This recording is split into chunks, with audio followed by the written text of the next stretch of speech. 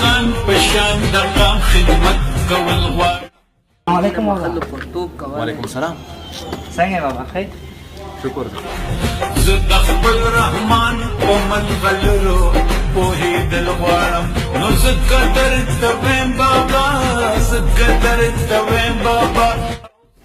بابا نن مو کالج چټي دی، زاینس د مو زیشان ورما د سکول کې داخل کړل په لسار د کلی کې. تو یې تعلیم وکړو کنه، تو تعلیم نه موږ څه پیدا نه پټه کور څه کې نه ساده کې څه کور ور کې موږ د تعلیم څه پیدا. ته کوم ډاکټر جوړ شې، کوم انجینیر جوړ شې، فرق د تعلیم معلم تعلیم نه څه کو والا متا پیدا اور کښتو نو والا مولا په لاسارو د پټي کرو انده بکو پیسې بغټو نو تعلیم نه څه کو هغه ماړه خال کوي چې پیسې وسروي غریبون حال دي.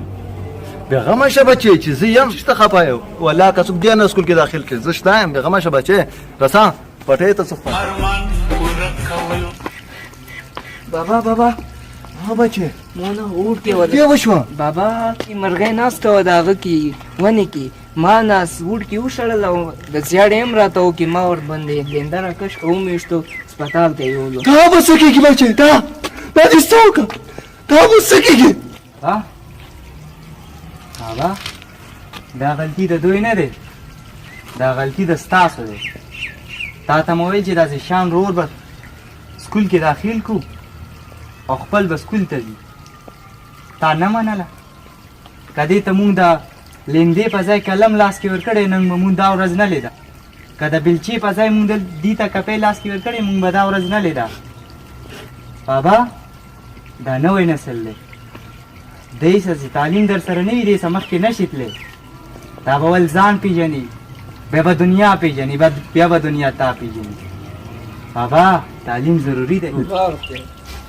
او بچې زنا خبرې دي کوشونم په ټیکه دي کوم چر دا وانی ما خبرې کوشون سمانو موږ څه لري تاسو د کوي دا ضروري نه دي چې هر خبره دي مشه منځري دي.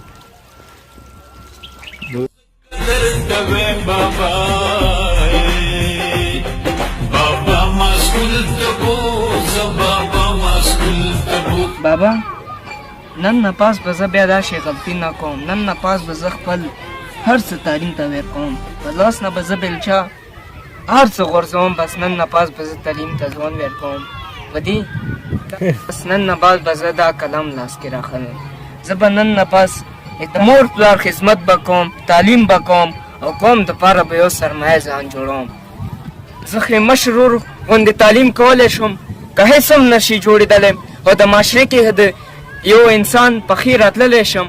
مسئول تبوزا بابا مسئول تبوزا بابا مسئول تبوزا بابا مسئول وی زد خپل غازی امان ارمان ورکول غواړم وی زد غنی خان